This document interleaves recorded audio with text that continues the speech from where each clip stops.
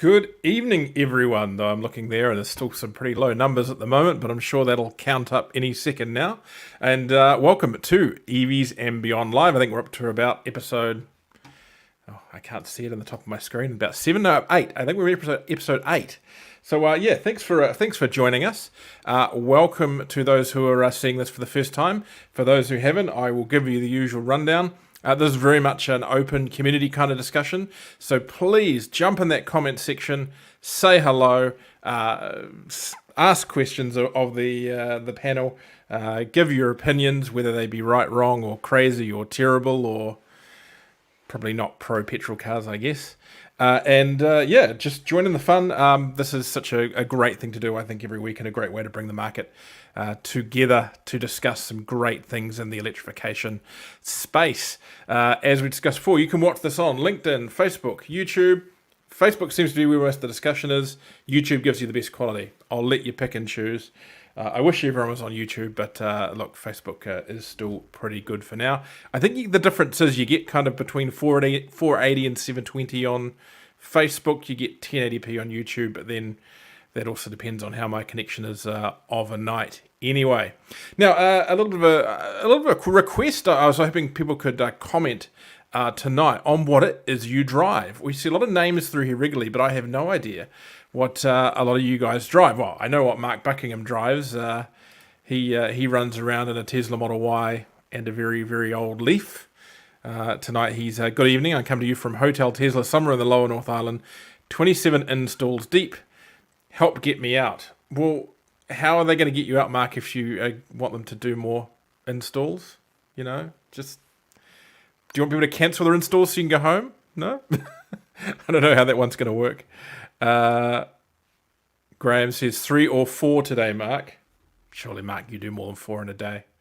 Anyway, now we have a great couple of guests today. Both are familiar to you all, and they've been on before.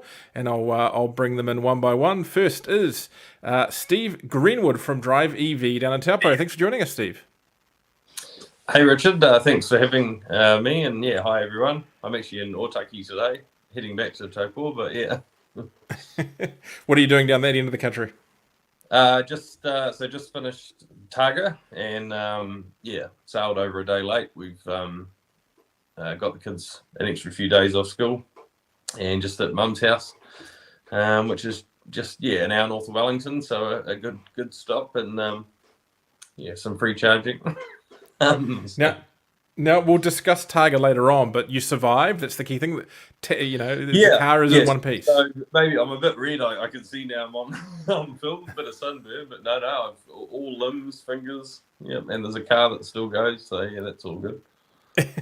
If you crank up the brightness on the screen of your laptop, you might end up getting a bit of pale light from the laptop and look a little bit less red if it worries you.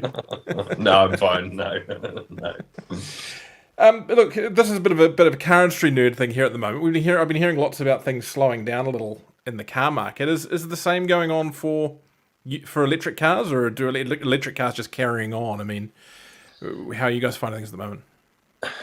It's pretty interesting at the moment. Like, I mean, we've found that things have been a little bit quiet over the last few months.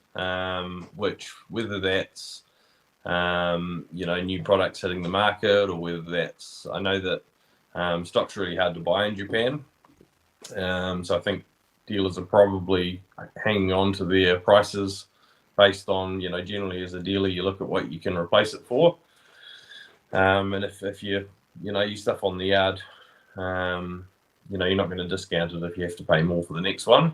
So I don't know whether that's the pricing's a bit firmer, but I think it's also just a bit of a funny transition this time of year when we sort of hit the sunny season, and so I think we've noticed it's picked up a little bit in the last week or so, but yeah, I think from the connections we have in the ICE world, it's really bad, it's really, really quiet for them. So I think we're probably in a different league to them, but still quieter than it's been in a while. So. And are you worried about what the team's done to the yard where you've been away? I mean, have those boys been up to trouble? Oh, I'm sure they have. Yeah, I'm sure they. Yeah. But I mean, that's what you get if you go away. You can't complain when you get back.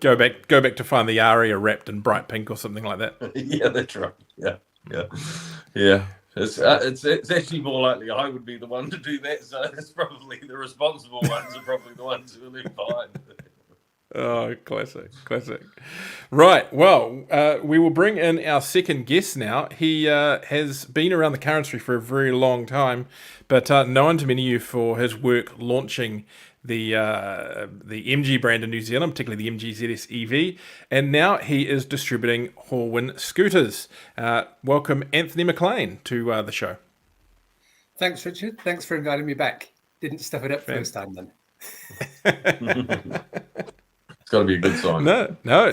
People love the insight.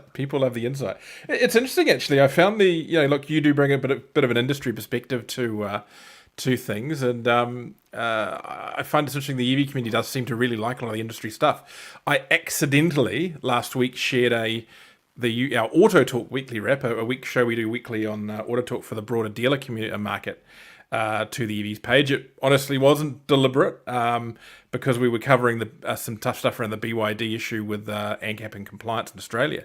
And it was really popular amongst the EV circles for some reason, even though it was an accidental posting in that area.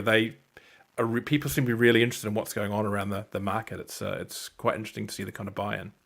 So and how things are going? Horwin's underway.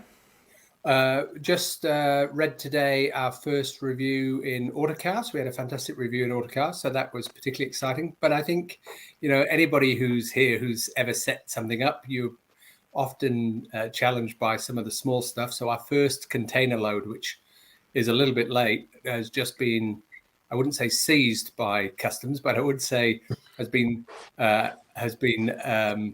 moved, or demanded that it be moved so that they can open it in a secure facility to check, I guess, to check that we're not smuggling stuff in. So we've been waiting for this product to arrive for a long time, and late last week, while I was overseas, I got a note to say that customs had taken a keen interest, and it was going to delay our first shipment even further. So that's challenging. But the second shipment is only a week behind the first shipment, and I can't remember exactly, but they were ordered 2 months apart. So it's great. Look, it's good, and I think we're going to have a few more challenges yet before we bed in. But that's part of setting up a business. No concerns that the team's got a little side hustle to get the buy prices nice and low on those. You talk about things getting more expensive, Steve. In Japan, we buy in US dollars, despite the fact that it's a Chinese product. And even from our budgeting, it's 20. The exchange rate has moved 20% since we've started, so that's got to have an impact on a whole bunch of brands bringing cars in, because US dollars are, it's one of the volume currencies that people buy. Lots of brands will buy in US dollars, even if their cars originate out of the US. So I actually think you're going to see a whole swag of price rises coming through over the next. People will wait to see. They'll hedge first. And they'll use the hedge funds, and then they'll see where the market's going. But I think over the next 3 months, you'll see some big price rises coming on new vehicles. Definitely. If you want a Model Y, you've got to put your order in now, because they are holding that price down so artificially. I think we are currently the third cheapest place in the world to buy for a Model Y. I can't see it lasting for long. Richard, why do you think they're doing that? Well, I actually think for the $8,650. I think it's also a timing issue. So The Economist does the Big Mac index, where they look at the purchasing power parity of currencies around the world based on the price of a Big Mac. And I think they've done it for maybe 30 years now. Right.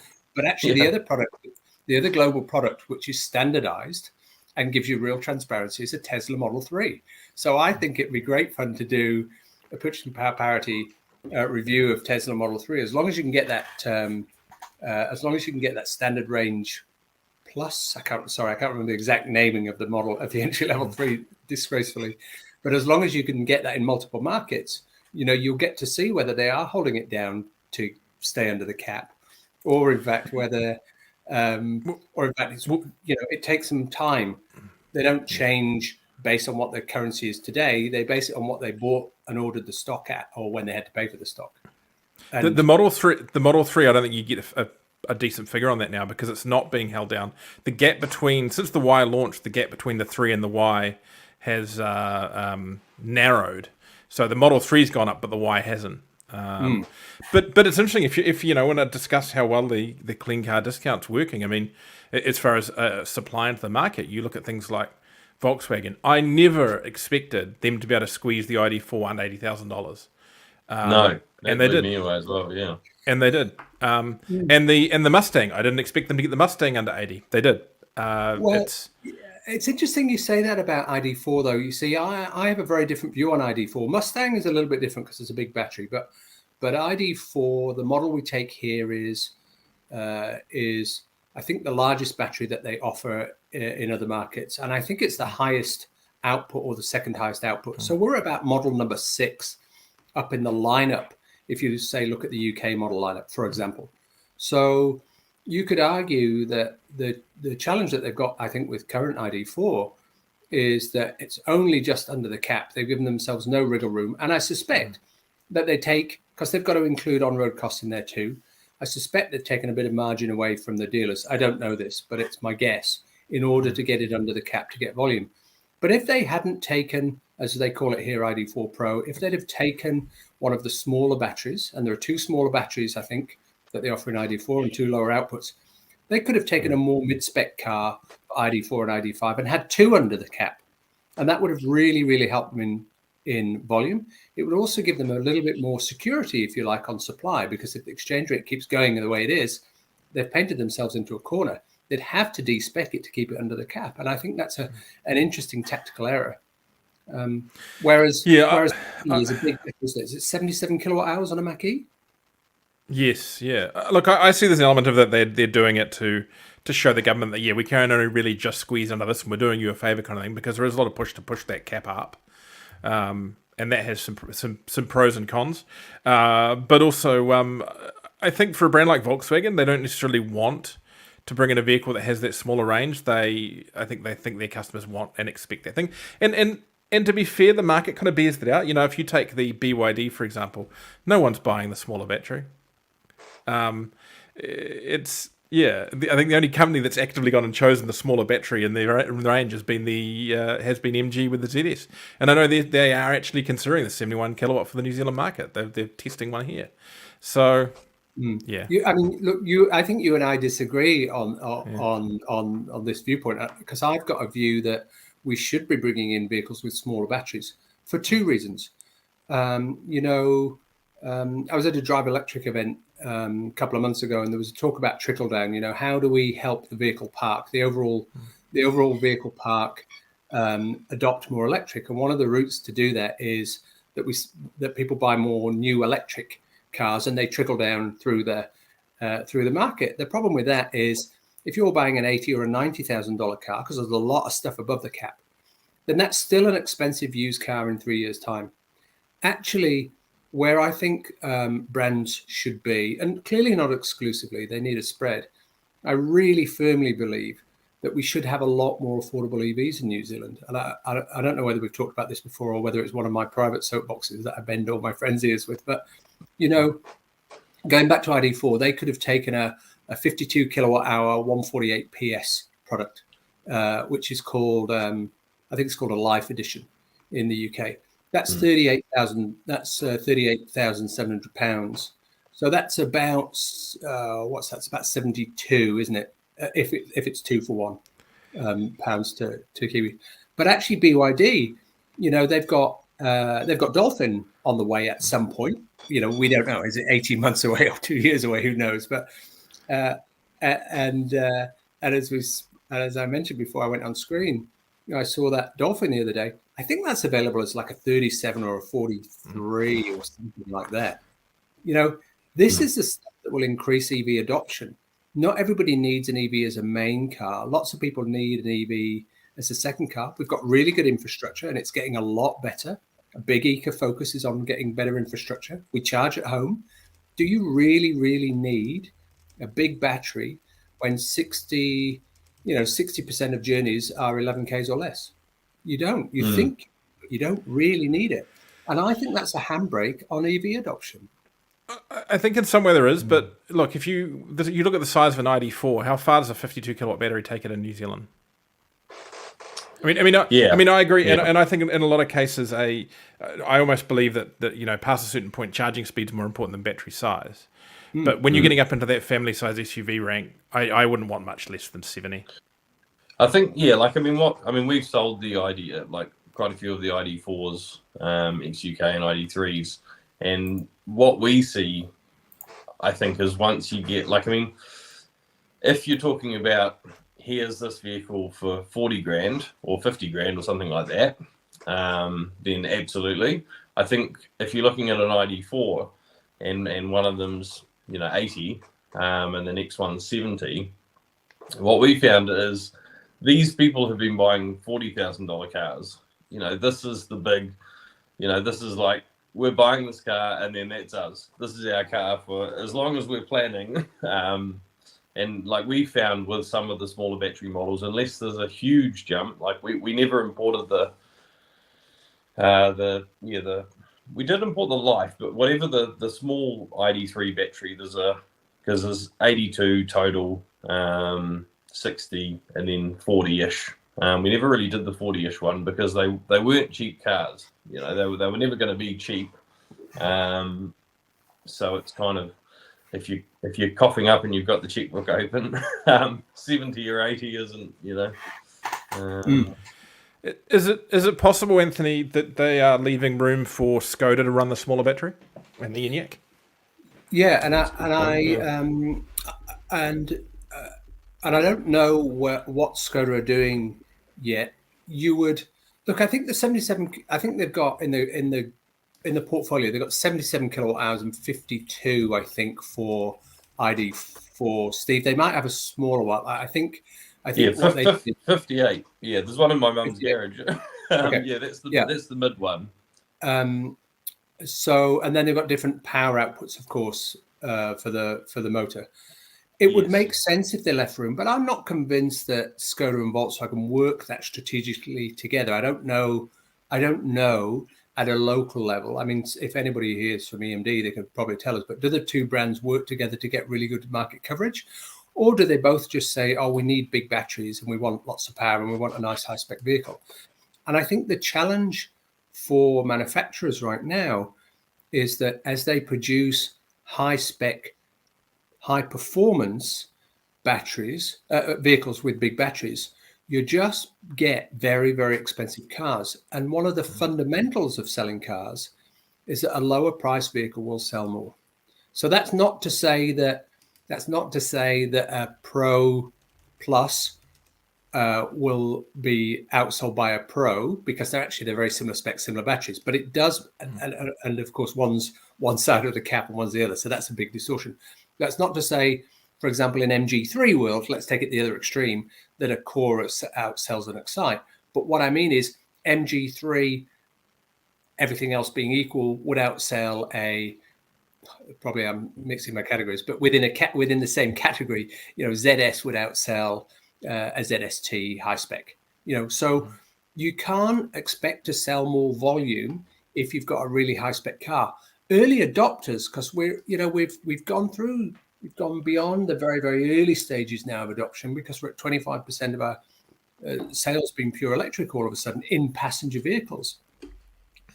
But where's the cheap stuff? Where's the affordable stuff? It's just not there. And I think that's a real challenge for the brands. And if these guys don't do it, if Volkswagen and Skoda don't do it, then MG and BYD will do it, and Geely will do it, and Chery will do it. So I think it's really important that they don't leave the door too far wide open, lest they give the Chinese opposition a really an easier step into the market. I think they should be defending their market aggressively, not just trying to sell high margin cars. And I think that strategic difference is a really, really interesting one.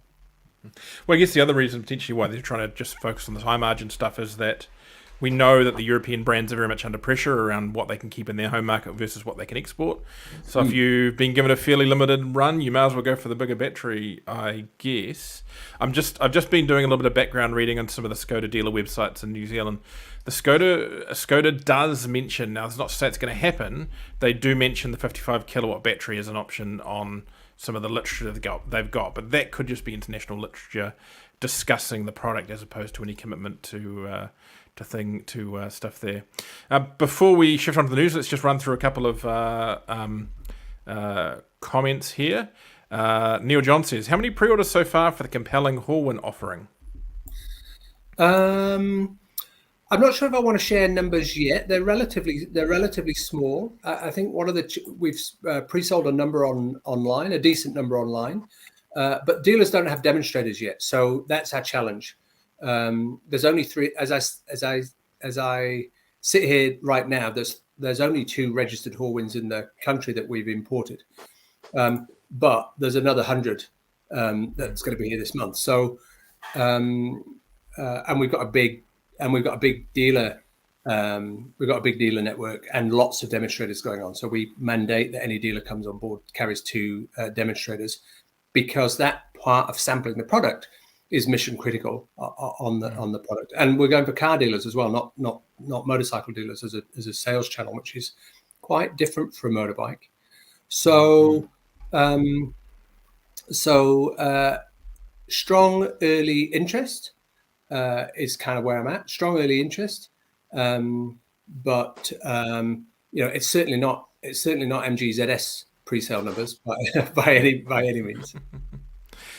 Neil says, people are ordering the standard range now. I think he's talking about the BYD 803.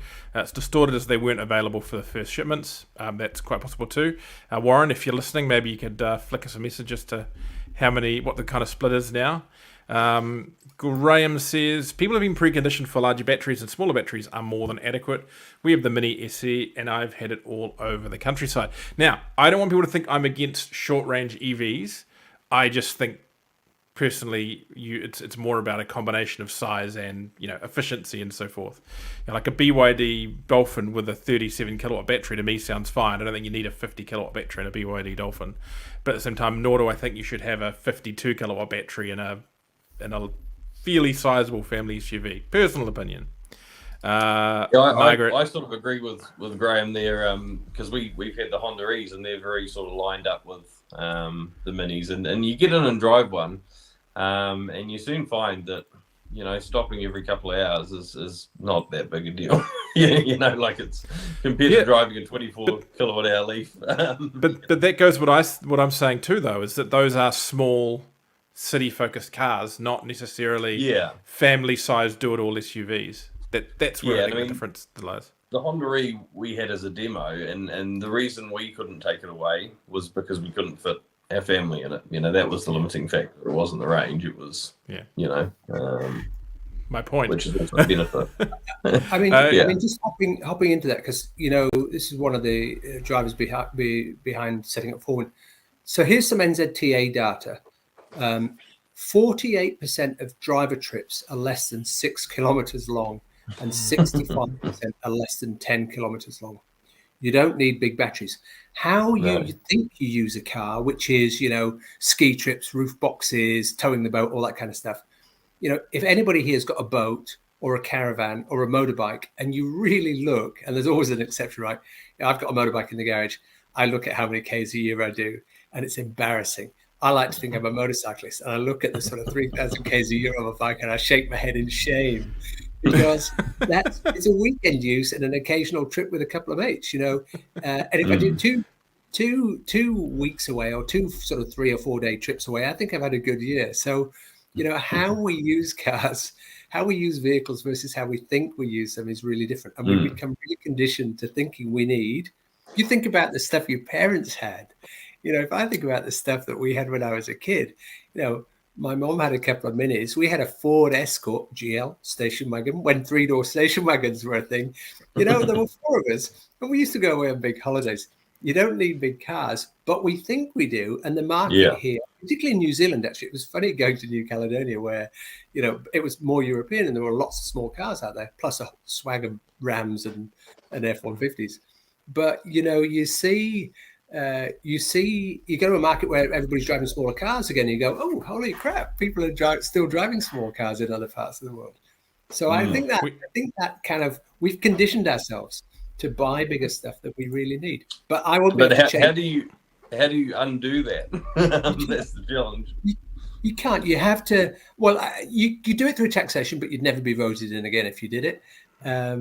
I think maybe when we're talking about battery electric and we think about, the real reasons, people say it's to do a bit for the environment. I was talking to somebody the other day, and I won't say their name, but my view is, and their view was, if all we do is switch people from ICE to BEV, all we have is silent traffic jams.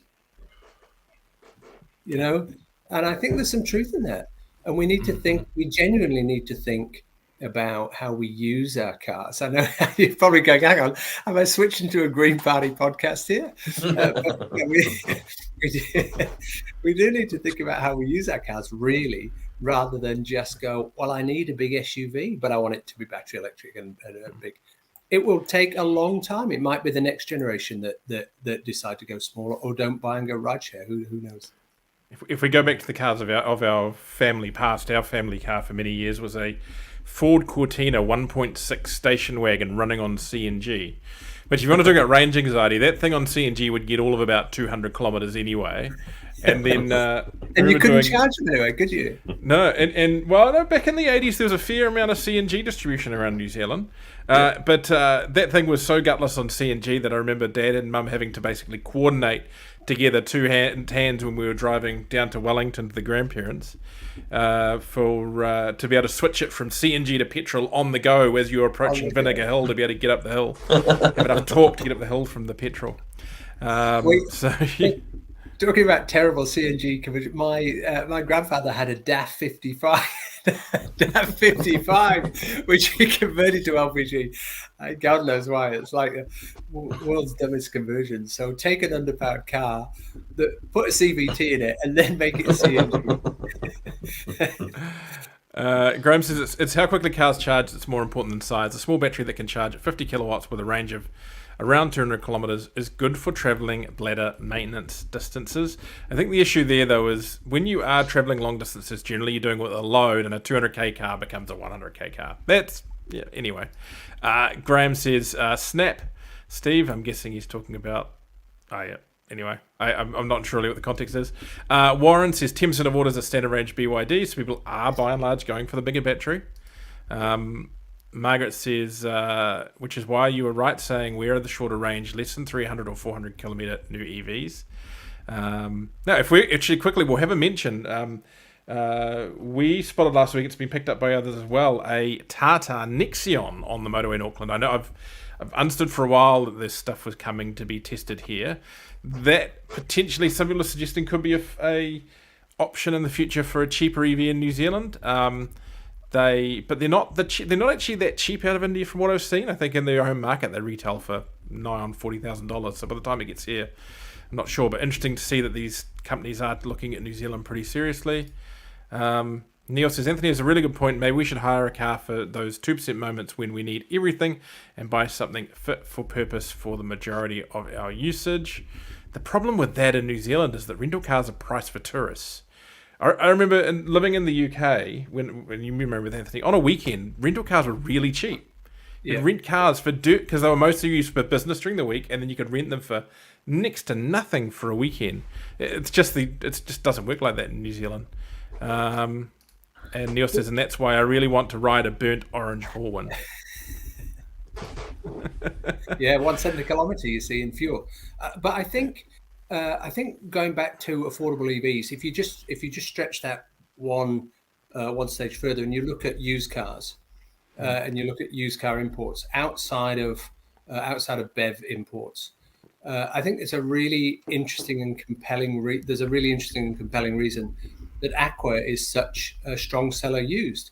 If you look at a Tida, which was really Aqua's predecessor in terms of holding the mantle as the best-selling used import into New Zealand, and Aqua is half the emissions and twice the fuel economy for the same price, as a Tita, and it's a similar size car. It's marginally smaller. So there's clearly an untapped market for there's a really big gap at the moment. You either buy an old Leaf, you're 24, you can ignore those, but 30 and then you're up to MG ZS EV, still the cheapest EV, but it's still 50 kilowatts. Where's the bit in between those two models? There's no choice out there. And I think for me, that's the really, really fascinating market gap. I'm sure Warren will be answering that with the Dolphin or Atto 2 or whatever it's called in the very near future. Right, that has been an introduction that has stretched on for half an hour. What a heck of a way to start! Sorry about that. I can see this one's going to be a good one because we've got some amazing topics to jump into now. So let's run that terrible, terrible sting.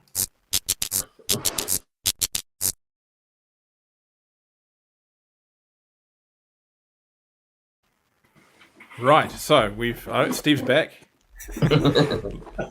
The bugs are coming in. Shut the window. Let's jump into this. There we go. So it started with the news. So the Mercedes-Benz EQB has launched. So for all of those people out there who've been screaming for so long for a 7-seat electric vehicle, Mercedes has delivered two different ones in the space of a couple of weeks. So we mentioned last week I was driving the Mercedes-Benz EQV, $167,000 of awesomeness. They've also got the Vito version with 8 seats for about 130. Well, now we have the EQB. That's a small to medium-sized SUV. It's based on the same platform as the EQA electric car, available in front and all-wheel drive with 7 seats. Now, Matthew went over to Melbourne to drive it last week, and then amazingly one turned up for him to drive in New Zealand as well. We are embargoed about how much we can say about this car until Thursday. So if you go to EVs and Beyond on Thursday, Matthew will have a story upon that. But he has sent me a wee video about the car. I think it's just him walking around having a wee chat. So we'll play that now. G'day guys, Matthew speaking, and joined by this thing. This is the new Mercedes EQB, one of the first in the country. It's the latest fully electric vehicle to be added to the Mercedes lineup. Shares a lot of componentry and platform bits with the EQA, but it's actually a little longer than the EQA's big cousin, the EQC. That means they can fit a couple more seats around here somewhere in certain models, making this a 7-seater. A bit of a rarity in the EV stakes.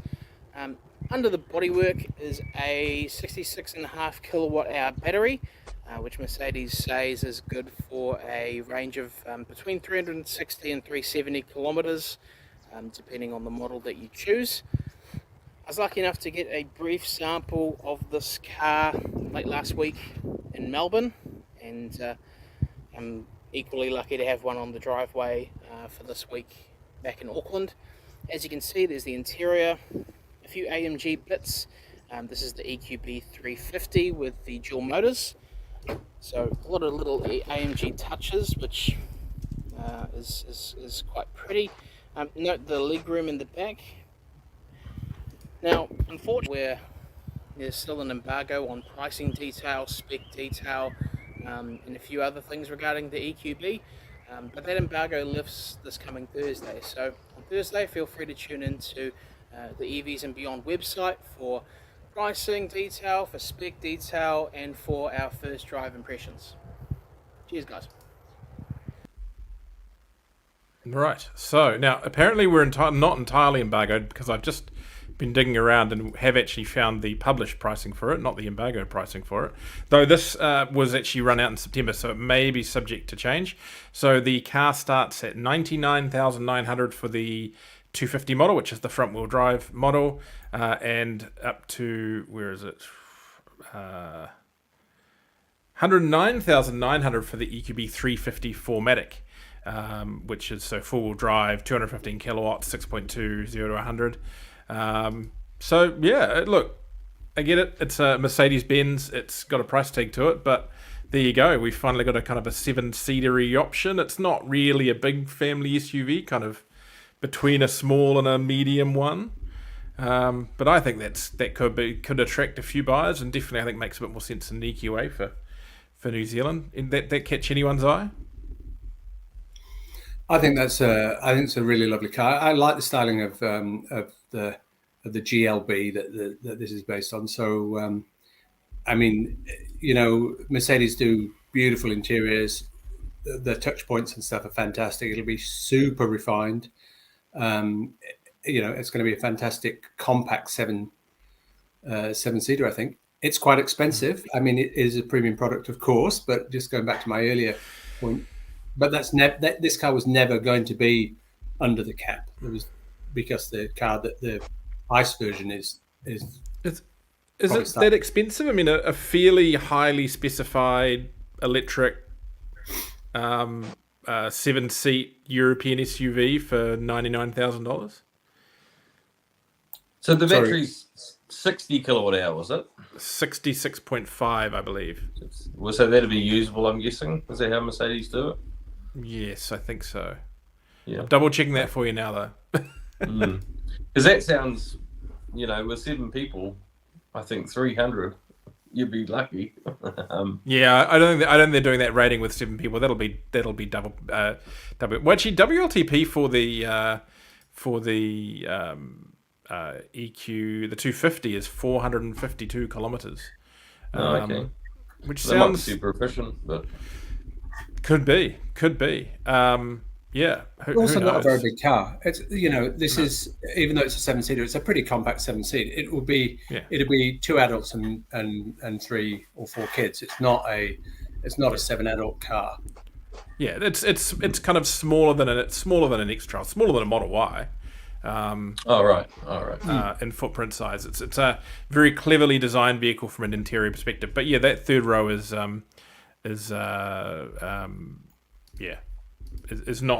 not for adults. Yeah.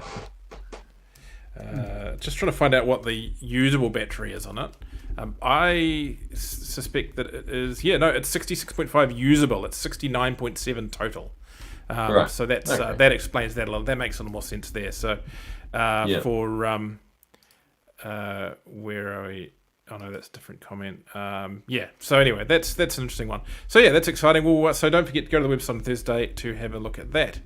Now, our next story on the list is a big one, and it's kind of what I suspect a few people are here about tonight, and that is kind of part 2 of a discussion around the safety results for the BYD Atto 3.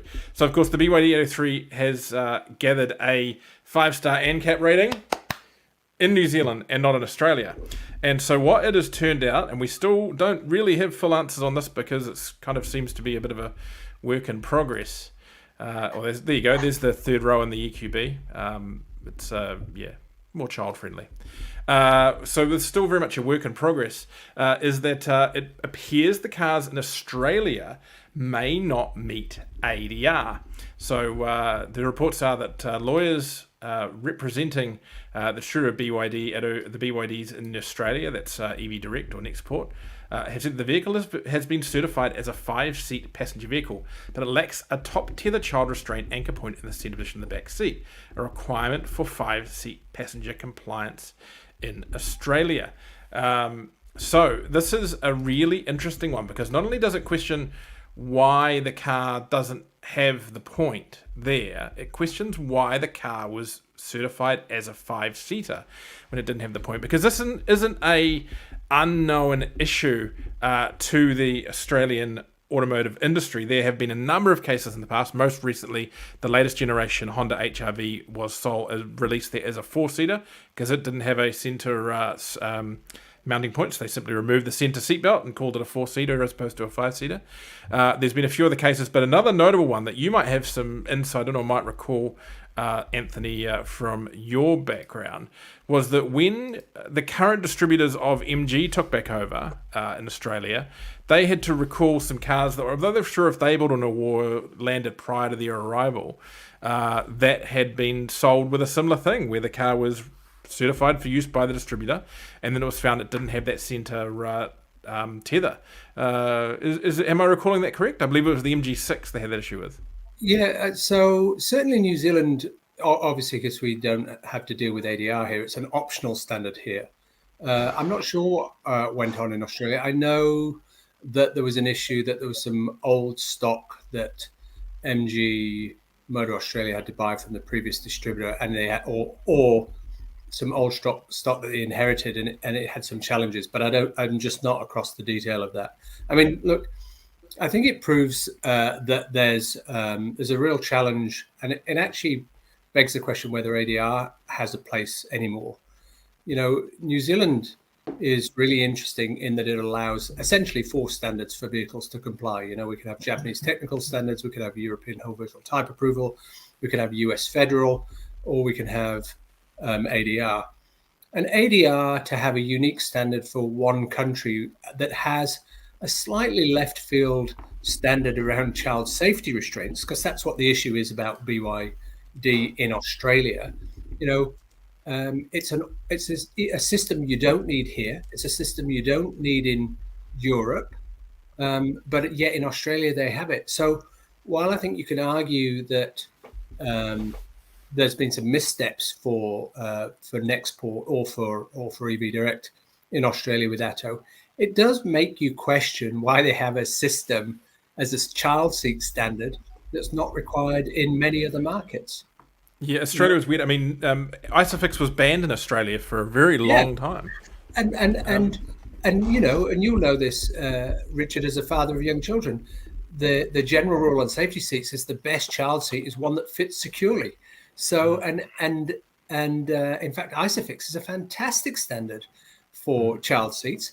Frustratingly, not that common here, because a lot of product is ADR compliant where they don't recognize Isofix. But Isofix, for those of you who don't know it, is a system where your child seat clicks into 2 secure points, not to be confused with Latch, which is a US system which uses the same mounting points and is nowhere near as good in terms of secure fitment. So I think there'll be some pretty stern conversations going on in EV Direct, as was over in Australia. But fundamentally, the issue is you've got a strange compliance for child seat standards that's out of step with lots of other markets that doesn't make sense.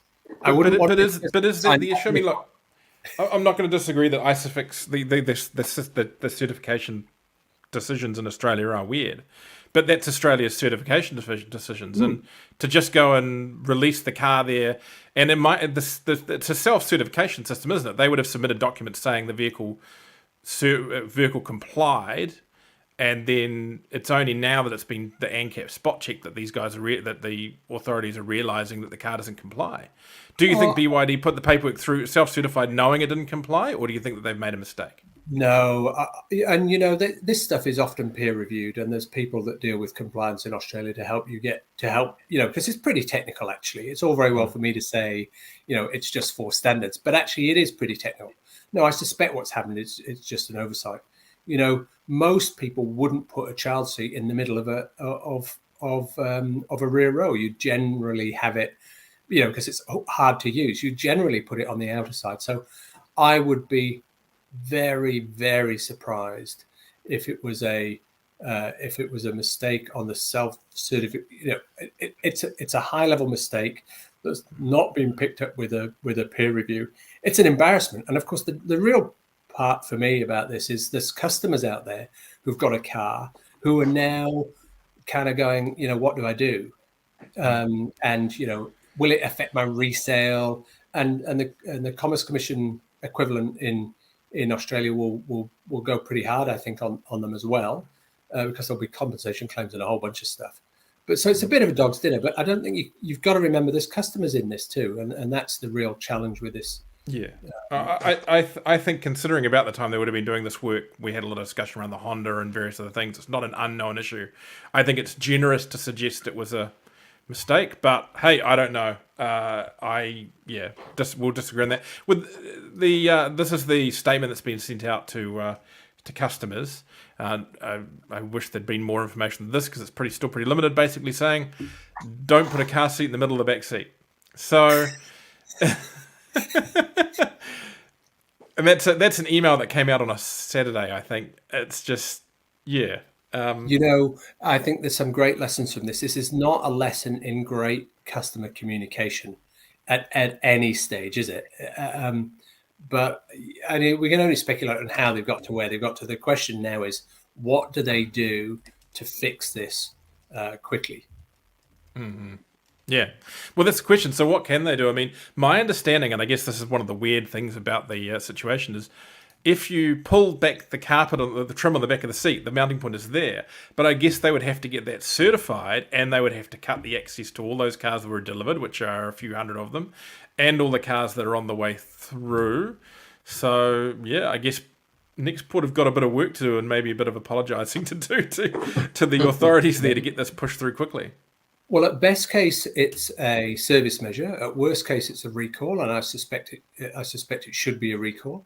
And then you wonder whether there's going to be any fines and rebates. I mean, that feels to me how it will probably pay out. If you bought that car as a 5-seater and you needed 5 seats and you were told you couldn't use it, you could reject that car.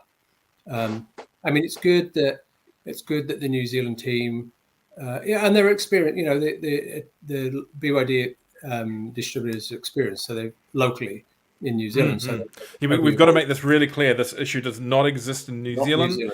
New Zealand has done nothing wrong. In fact, everything right. It's such an interesting dynamic between the two. I think the Australian operation could have learned a lot from how Atika and BYD in New Zealand have managed it. You know, they've done a really, as an observer, they've done a really great job around that and brought the vehicle to market a lot faster than Australia too, with no missteps at all. They've done a fantastic job. So, well, I think they brought it to market faster with less steps by actually slowing it down. From my insight from the side, you know, slightly outside, but with a little bit more view than other people, is the BYD team in New Zealand quite often could have done things a little bit quicker at times, but they've chosen to just stop, breathe. You know, for example, I believe they could have delivered a lot of the cars a lot quicker, but they chose to have them properly prepped. They waited for scan tools to do updates. They did proper handover sessions with people. Communicate, you know, didn't overpromise. So yeah, I mean, it's an interesting thing. But yeah, I do feel for those Australian owners. They are very much in limbo at the moment. And I think I've shared with you. I mean, Richard, you know, but you know, some of the people watching might not know. But I did some early work with Nextport for BYD in Australia, and it was quite an entertaining ride. You know, without telling, it was quite an entertaining ride. And I think, you know, when you work on a startup automotive company, they have to learn a lot. You know, they bring a lot of people in from either overseas or a lot of local people, and they have to build that expertise. And I think one of the interesting things about BYD in New Zealand, they've got a team who know automotive, and they brought in a lot of good experience. You know, and Warren understands what he's doing, and all the support he's got understand what they're doing. Nextport in Australia, they seem to hire people out of the industry because they wanted to be real disruptors, and that's a dangerous thing to do. You know, I think it was the Shiro Honda that said, be open-minded and challenged, but be mindful of best practice. That might not be an exact quote, but that's the sort of idea. And I think you've got to get the best of both worlds. You've got to get the innovation, but yet you've got to get the experience. And you can't just go, we're going to shake it all up and we'll have new people, because it'll be an absolute disaster. So Steve, will you be keeping your ear to the ground for a whole pile of unregistered BYD Atto 3s with 2 rear anchor points that can be bought for a discount out of Australia to bring over to your yard? Absolutely. Yeah. And there'll be 5 seaters here. That'll be the great bonus, right? That's right. Yeah. What were we saying about $5,000 EVs? you add a seat by shipping them across the Tasman. Yeah. Right, awesome. Yeah, so look, I hope they sort that soon. It's been a bit of a mess, and if we just go to a comment specifically on that, Trisha Hudson says the Atto 3 is marketed as a family car, so you would have thought they'd pay particular attention to the ADR car seat criteria.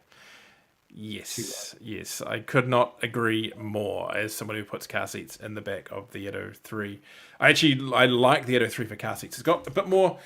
I find sitting in the back of the MG actually almost a little bit better than the BYD, because I think the knee height between the floor and the seat is better in the MG for me. But as far as putting car seats in, just that extra gap between the two rows of seats make it great for getting car seats in and out. It's a good car for that. Now on to sorry. No, I was just going to rattle on about Isofix, but it's quite nerdy. I remember Isofix in the UK. It's such a good system. Why does ADR not recognize Isofix, and why do they think that a tether strap's the way to go? Just doesn't make sense to me, but it is what it is. Yeah, I use both. I mean, it's just your belt and braces, I guess. Now, on to our next story. So I'll put this back up. The beautiful New Zealand Post has launched the first of its 60 electric vans. New Zealand Post has unveiled the first consignment of its 60 new electric Mercedes-Benz EVTO panel vans to add to its vehicle fleet, a $20 million initiative reducing its carbon emissions. A line for 22 of the 60 new Mercedes-Benz EVTO vans was displayed at New Zealand Post Auckland Operations Centre at Highbrook. They will replace diesel and petrol-powered vans used by NZ Post and some of its delivery partners for last-mile delivery and to help achieve its target to reduce emissions by a third by 2030. Now, it's an interesting one here, and the structure they've got is that some of these will be run in-house, and some of them they are going to put on leases to their contractors. And what they're basically saying is they might have a contract that leases one for a while, sends it back in, and then they'll, after a couple of years, it gets leased back. It could get leased back out again, and the leases will be lower every time it goes back out again. So theoretically, that helps the van get further down the market as we go, which I guess is great. We're always talking about cascading vehicles down the market. Now, the insight from EVs and Beyond, though, is there's actually an interesting story bubbling behind the scenes on this one, in that New Zealand Post has made noises about electrification of their van fleet before, and they actually gained funding to subsidise electric vans for their contractors. I think the figure is about $14,000 for an electric van. You as a contractor, so you're a rural postie, whatever, you go out and buy an electric vehicle for your route, you get a $14,000 check back. But they haven't been paying that out. And that is because pretty much the only electric vans you've been able to buy in the market up until now have been the LDV vans. And New Zealand Post, initially having LDV vans on their fleet, then came out with the statement that they would only allow vans of an ANCAP 4 rating and above to receive the funding. You could buy the other vans, but you had to have an ANCAP 4 van or above to buy the funding. Well, up until now, there's been no ANCAP vans with an ANCAP 4-star rating that were electric on the New Zealand market. And the ANCAP rating for that, the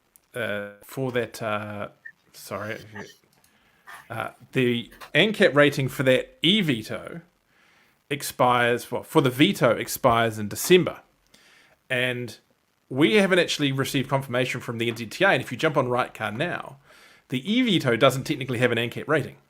So they're kind of breaking somewhat of their own rules. So we've had 3 or 4 emails in the last few days as this news broke from contractors who have gone out looking for vans or even gone and bought LDV vans who are saying that New Zealand Post is stiffing us and not giving us our money, and why do we need to go and lease or spend $120,000 on a van to get this? So yeah, it's a bit of an interesting situation there. Do follow EVs and Beyond on that one. We are keeping an eye on it. It seems interesting that they're kind of restricting things in that way. Do you get many people asking for electric vans at the yard, Steve? I mean, you must have sold a few ENVs in your time. Yeah. I mean, we've sold quite a lot of the ENVs, especially the 40 kilowatt hour ones to fleets and that sort of thing over the years. There is a real sort of gap in the market, especially with these large fleets that will only sort of buy new, which basically LDVs sort of had the market cornered. So yeah, I think we've looked at these XUK in the past, and they look like a really good option. And I think 100 kilowatt hour pack, is that right? 65. They're quite a small. It's the same as they come with 100 though, don't they? Or is that you can get 100 in the EQV, in the luxury one? Oh, right. Okay. Yeah. Yeah. So yeah. But I mean, I guess if they're charging at 110 kilowatt, that should be good for the posties. It's sort of a really important market to go electric, as everyone buys everything online now. Like we found with our delivery vehicle, you can do as many Ks as you want, really. And the more you do, the better it becomes. Yeah, Anthony, you've worked with commercial vans before. Probably won't name the brands in this case, and with the Chinese brands. I mean, is this a bit of anti-Chinesium going on here? I mean, what do you think of this policy shift with New Zealand Post? I mean, I've looked at it, and spec for spec, there's not a lot in safety that a eDeliver 9 doesn't have that a eVito has. In fact, in some ways, arguably, it might even be a little more modern. Look, I think the first thing is we have to acknowledge, and I think congratulate New Zealand Post for making this initiative, because their model is quite interesting in that they have, as they call them, delivery partners. So all the contractors who deliver your parcels but not your post are all self-employed contractors who run their own vans. So the first point for trying to electrify their fleet is a really, really good first step. But there's a number of flaws in the way they're doing it. Firstly, there is no ANCAP rating for commercial vehicles, full stop. So when we talk about Vito being 5-star, it's actually not 5. I think I'm right in saying it's not 5-star. It's only the People Mover that's 5-star, V-Class and Valente. There's no... there might be a Euro NCAP, but not an ADR. I can't remember which way around it is. There's other. No, so NCAP has done the odd van, and I do believe that Vito is when specifically spec'd with side airbags, which I believe these are. Yes. But that was tested in 2014. Oh, maybe a little bit later than that. Maybe 2016. But my understanding is that and I've actually got this in a statement tonight from Mercedes-Benz Dan tonight. That rating runs out on December 1st this year. Right. So in a month and a bit's time.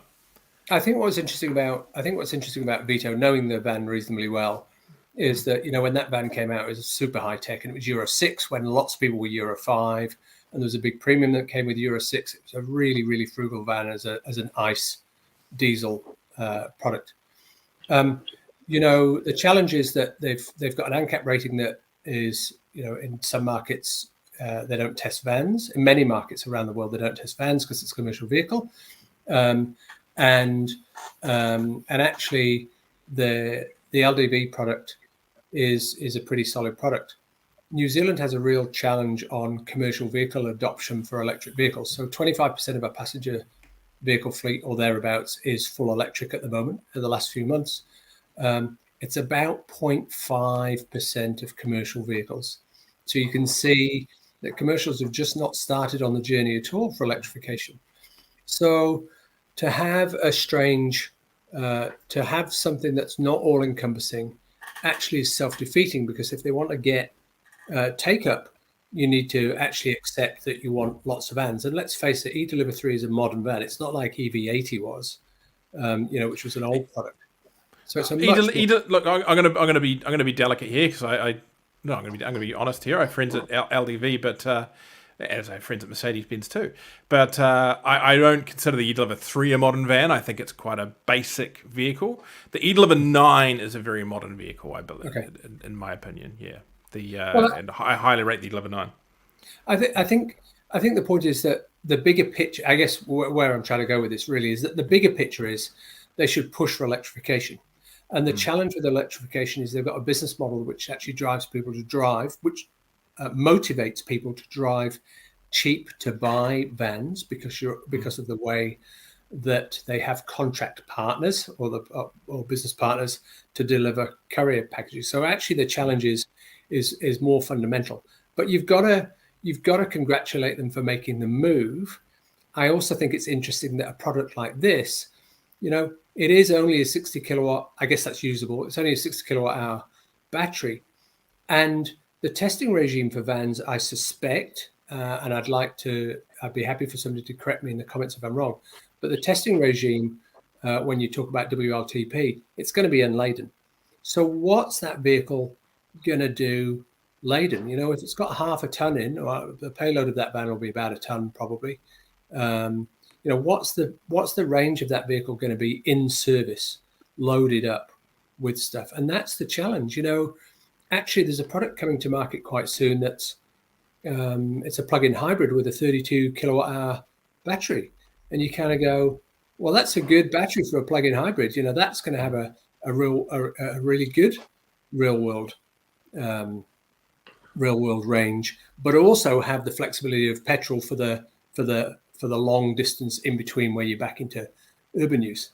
So I think there's some challenges with the degree. I think Mercedes is probably the right product, but I also think the E-Deliver 3 is probably actually also a decent product because it's a lower price point. They'll get more product in. I think the battery size is going to be a challenge for any commercial vehicle. And I think whether we go swappable batteries or whether we actually go plug-in hybrids or whether we go, you know, range extender sort of stuff, I don't think it's clear on commercial vehicles which way to go. I watched a YouTube clip the other day of a concrete mixer with a swappable battery. You know, the battery's like the size of the cab. But whatever if you're going to do, we don't have big cities like Germany, you know, like Europe. We've got sprawling cities with a lot of open road, and that's going to decimate the range. So it's going to be really, really interesting to see how they go in service fundamentally. And by limiting them on range, they're going to slow their take up. I chatted with a fleet manager a little while back for one of the big box retailers in New Zealand, and they were launching electric commercial vehicles into their fleet at the time. And he said that the understanding here was that the weight wasn't actually the big bearing factor in it, because most delivery services, it's very bulky but not particularly heavy, the stuff they're dealing with. He also notes that they basically work out all their stuff based off half full, because the vehicle goes out full but it comes back empty, so you basically record it at halfway. And his experience was that in New Zealand, aerodynamics were more an issue than payload, in that they found that it was more the fact that the thing was a big boxy thing that killed the range than what they were loading. I had a chat to our local New Zealand post operator here the other day as we were working on the story, just to get some insight. He runs around in a jumbo Hiace.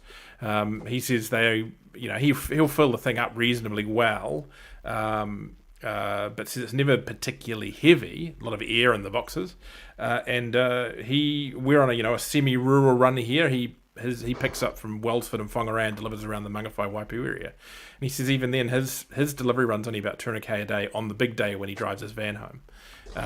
So it's there must be a large chunk of the fleet that don't do more than that. You know, I mean, you must be able to cover a huge, portion anyway. Yeah. A couple of the ones we've had speaking to are actually rural post delivery people, because the rural post are contractors as well, and they've been buying things like E-Deliver 3 because that to them is just a great little size van to replace that. And also, I understand there's some talk underway in regards to the safety rating on the T60 EV Ute, because a lot of the rural delivery guys are looking at that. That at the moment, there's still some questions around the safety rating it has, because the ANCAP 5-star cars, T60s we have here, are ADR vehicles, whereas the Ute has been launched too far apart to ride off the coattails of that ADR one, and also because it's a European spec vehicle. Though now that Australia's come along, we may get ADR spec, which may solve that problem as well. So it's interesting. I just think it's great that I think it's great that New Zealand Post are doing the EV stuff. I think they should be more willing to look at other options. Next year, it probably all fixes itself anyway, because we've got electric vans from Peugeot, Citroen, Ford, all sorts of other stuff coming into the market that's just going to give so many more options. Nothing as cheap as the LDV. But yeah, interestingly, those people most of them are going ahead and buying the vehicles anyway, because they're talking about spending 60 grand on a van and not getting their 13 grand back versus spending 120 on a van and getting 13 back. So it's and I wonder how many vans they've got on their fleet. The challenge for NZ Post will be their fleet. Their partner fleet will be massive. Will be absolutely massive, and this initial order will be a drop in the ocean. I guess the awkward thing would be if we end up with more LDVs on the fleet than Mercedes. I think it's about what's the right result. Maybe they need some Horwins on there for some of their local deliveries. Maybe that's the solution. But I think the challenge actually is that the model where you have contractors that have to pay for their own van, and these guys, they're all owner operators. There's very few people with fleets within the business because of the way the business is structured. You'd have to question whether that's the right way to encourage EV ownership at this stage with vans, when there's not a lot of choice out there, and the choice is quite expensive. What do we think an eVTOL is? What's the? Have they got the RRP yet? About 110 grand, I think. About 110. Yeah. So yeah. Right. What can you land them for out of the UK, Steve? I'd have to have a look. yeah. I mean, I think surely with the case of they must be doing a huge annual mileage and servicing and all that. I think those numbers soon look attractive if you span them out. Absolutely. Right, on to our last news story for the day. And it's one that some people may have known, but I was a little behind on. That was that Steve West has stepped down as the CEO of ChargeNet. Again, this actually happened a wee while ago, but what they're saying at the moment is they're about to appoint a new one. Damon Birchfield is acting as chief executive and is on the board alongside West, Liz Yeaman, Al Yates, Julian McCree and Chair Terry Allen. Now, I don't think Steve's going anywhere from the market, but I think we should just acknowledge his efforts in launching and starting ChargeNet. I mean, if he's taking a wee break from being at the helm, then he probably deserves it at this point. He's certainly a bit of a legend in the scene now for what he's done, isn't he, Steve? Yeah, absolutely. I mean, it's I don't know when he started, but it was a long time before there was a business model there, and actually before thinking enough as he was. So yeah, it's amazing. Yeah, we've as a country, we have a lot of thanks to give to that man. So yeah. Yeah, I think I first heard about ChargeNet coming back in I probably picked the year wrong, about 2004, 2005. I knew Steve I'd heard of Steve through a mutual friend, Tom Parker, who's now their Chief Technology Officer, and I had a then very high-tech and rare and whiz-bang Holden Volt that I was driving for a few months. We took it over there for him to have a look at. He liked it, but he wasn't too convinced by the fact it still had a petrol motor in it. Funny story. I don't know how I bumped into it, but I was having a look on NZ EV owners, and I think someone commented on something really, really old, and I bumped into this post that Steve West put, and it was something like he was saying, hey, we've got a real issue with a lack of infrastructure, and there's no motivation to sort of build infrastructure. Is anyone doing anything about this? Which I thought was quite hilarious. See it then many years later. It's quite how it goes. He's been a massive visionary, hasn't he? He would have, when he started to do what he did, so many people would have told him he was absolutely nuts, because you're not even at the start of being of an early adopter. You're so far off the scale. You're so far ahead. He would have been. It would have been like when Musk was saying, "We're going to build EVs for the masses, and I'm going to build some massive factories to build them," and people will go, "Well, you've got rocks in your head." 10 years ago, when Steve West started saying, "We're going to build a charging infrastructure," he must have had so many people, not one or two, but he must have had so many people either nod quietly and then walk into another room and say the guy's mad, or just tell him up front that they didn't see it. So, I think I've only met Steve a couple of times. I've barely spoken to him, but what he's done for the industry is phenomenal. Particularly, it's very easy to look at where we are now and kind of take it for granted, but that was a real, build it and they will come. He built an infrastructure when there was almost no demand for it, and it couldn't have made sense from a payback point of view. It couldn't have done. I suspect it barely still does. I mean, there's two things. New Zealand, we love the fact we've got an infrastructure that just accelerated well beyond Australia's, and there was a couple of things that did that. But two of the big things were Steve West's and his then partner D, who saw what was needed, and they put an awful lot of their personal wealth on the line to do what they did. And then, and this is a controversial one, we had the National Party and Simon Bridges put in place the funding to I can't remember the name of the funding to provide 50% of the cost on a lot of these projects, and that has worked so well, and it's why we have, I think, such a great spread of infrastructure now compared to Australia, compared to other markets. And we have very few, or we're closing down the last few gaps that in the network that make it it's pretty much any car can get somewhere if you've got the time to do it. Yeah, we were actually lucky enough to have funding from the Contestable Fund for our DC fast charger, public one that we have at Drive EV, and it really does. It is the difference between it being, financially viable at some point to just not even on the cards. I mean, our install was about, or should I say, it was budgeted for 80,000. It was at least 80,000. It went over that, but at sort of half of that, we're looking at the numbers at probably after about 6 years, it will probably break even, or cover the costs and start being profitable.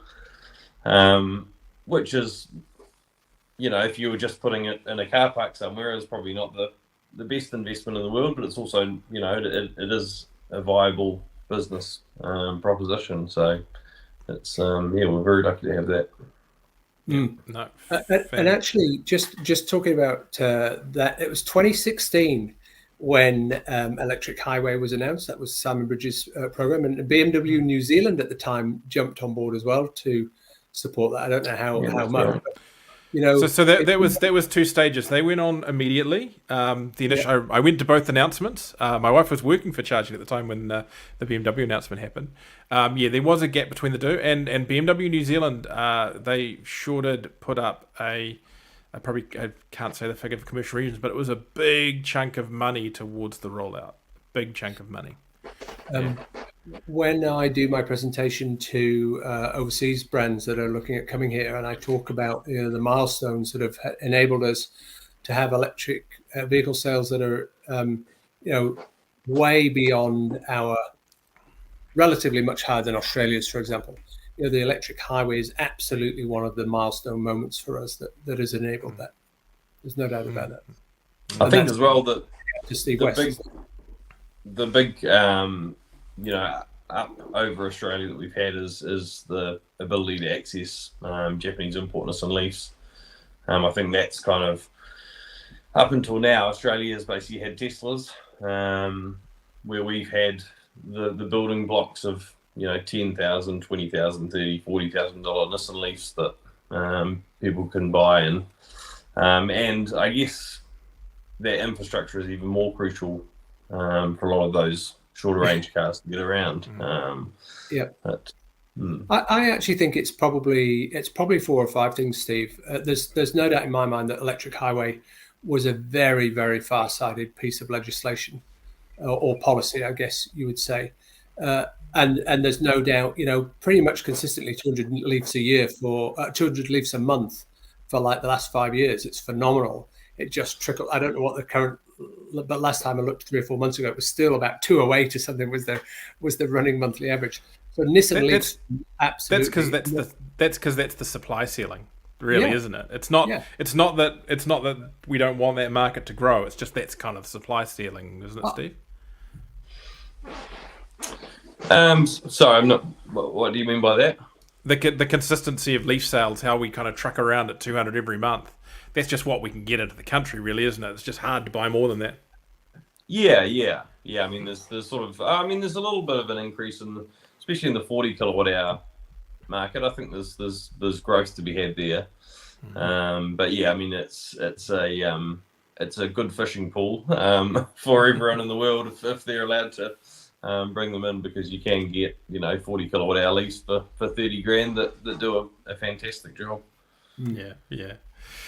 Right, let's get out of the news and on to And we'll probably have to compress it a little bit, Steve, but I'm sure that's okay because I think what we're about to see explains a lot of it.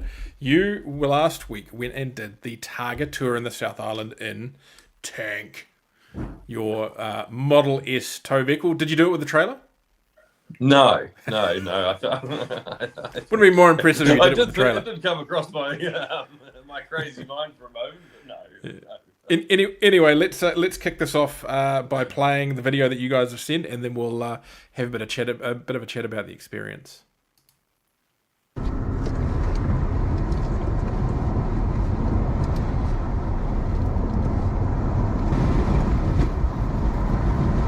of air there. That's my serious face.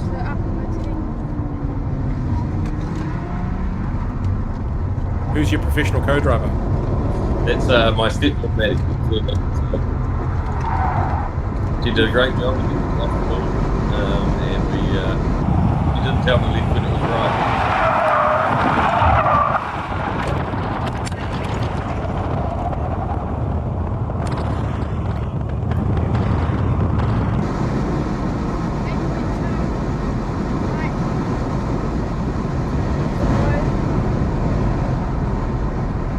I hope the Tesla was a heavy beast to get around. 2.3 ton. You can see your arm getting a bit of a workout. Yeah, I was having a bit of a laugh. So, driving in there and asked how much the vehicle weighed, and it was quite different from what Alan did. Yeah, go Maddie, alright. I told her she needs to at least look like she's scared, but she wasn't having a bath, just stone face the whole time. Doesn't matter what we do. At 10.1, fast approach, sharp left.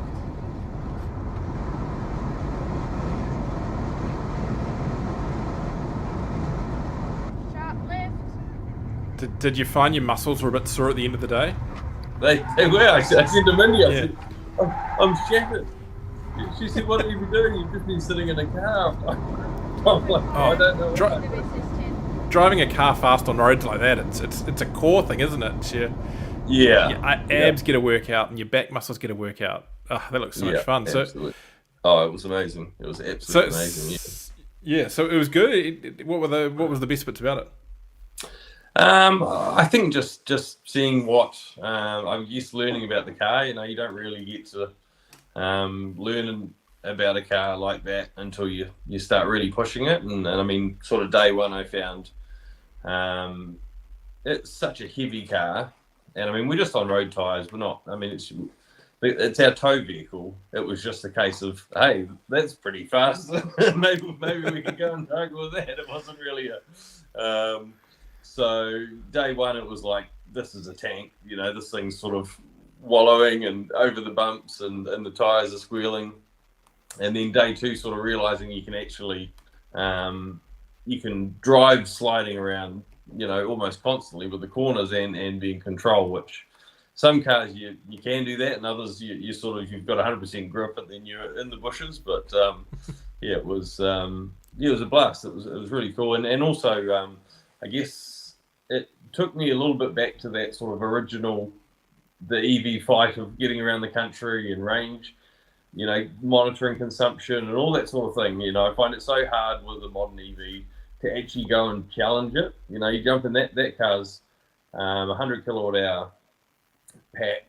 You try and do a range test in that. You do 1,000 Ks in it and you're up for an hour of charging. It's very hard to find something to throw at it that really sort of makes it hard, not hard, but makes it a challenge. And certainly driving at 160 kilometres an hour on New Zealand roads, you get the consumption up there. We were 1 for 1 at a few points there, so it's pretty.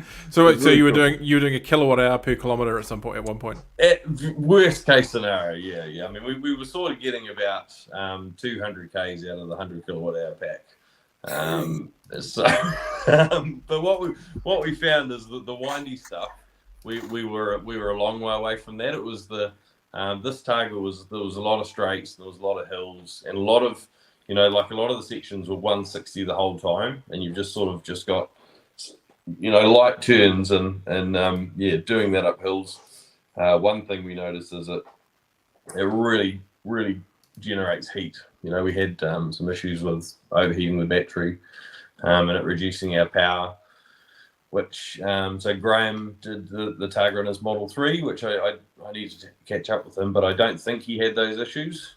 He's probably in the comments, but that was a bit of a challenge. I think having regen on, when you're regenerating, coming down a hill at 160 on full regen, believe it or not, that gets your battery quite warm. So we learned the lesson that actually you want regen off from temperature point of view. But I've been told there's some little hacks with the Model S that you can sort of. I mean, it's a liquid cooled system, which is not new technology. So surely you can make it better. Put an extra cooler on it somewhere. Well, I was joking with the Targa guys about having a nice front mount radiator on a Tesla Model S. I thought that would be a bit of a laugh. Now, we were talking in the last episode about seeing if anyone wanted to go and camp on Richmond and hold it for you. You didn't have any charger congestion?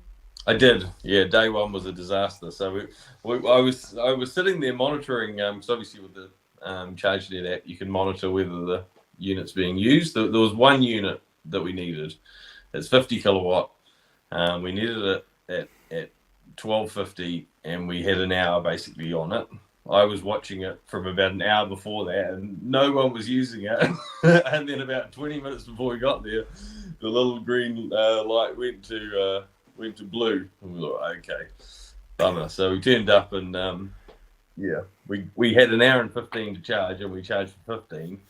So it was pretty tight. You couldn't convince the person that was there to give you a little bit of space, I did kind of hint. I was like, hey, we're just here on Targa Tour, and we're in the middle of the competition, and he's sort of, oh, what's Targa Tour? I was like, okay, man, look, man, whatever, you do you, but so next, Steve, next event, you need a nice car for you to chase down, and he can be one of those annoying people that parks at a charger, charger.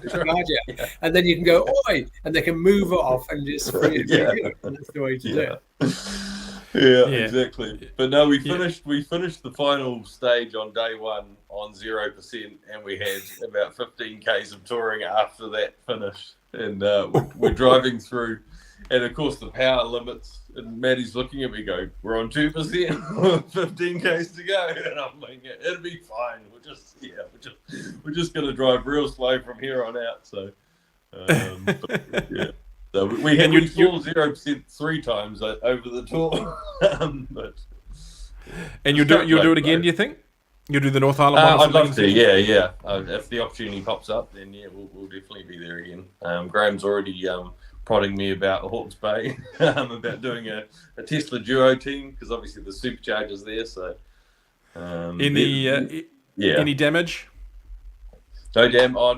There's a little mark on the rear bumper where when I unhooked the trailer, I nudged it, because we actually we towed a support vehicle down. So we actually we're all sticking up for Targa, and people are going, "Oh, what's the car?" Oh, no, that's just a support car. So it's a bit of a laugh. Towed your support car. Well, Mindy's got a broken foot, so we loaded. We had the whole family, the dog, the car on the back. So that was good. I tell you what, the Targa folk were looking at us when we pulled up with the. What was the reception like to it from the? Because I know the Targa, you end up hanging around a little bit, chatting in between, and usually there's barbecue or something at the end. It was really good. I mean, they gave us a bit of stick. They even got me up on stage for the prize giving, and gave me a bit of stick about it. But no, they were really good. Yeah, they were. Not everyone was, wasn't their cup of tea, but they were actually really good about it, and thought it was cool. And then I had several people come up and shake my hand and say, good on you for bringing a Tesla to this, and a lot of the the looks we were getting as we come hooning through, and because there's people on corners, there's couches, and they got barbecues going, and the guy, one of the pro guys who was behind us, was saying that by the time he got there, people had still not stopped looking to the left, still trying to figure out what's going on up there. Yeah, I think it really, it was really cool. And one of my favourite moments was when we were limping on the final stage in the last sort of 2Ks under hazards at 80k, and we come to this hill and there's just kids going ballistic, like greatest car ever. We're dawdling along with the hazard lights on, and they're just going, yeah. Did you win anything? I know there's not a prize for the fastest section, but I think there's sometimes a few acknowledgements around it, isn't there?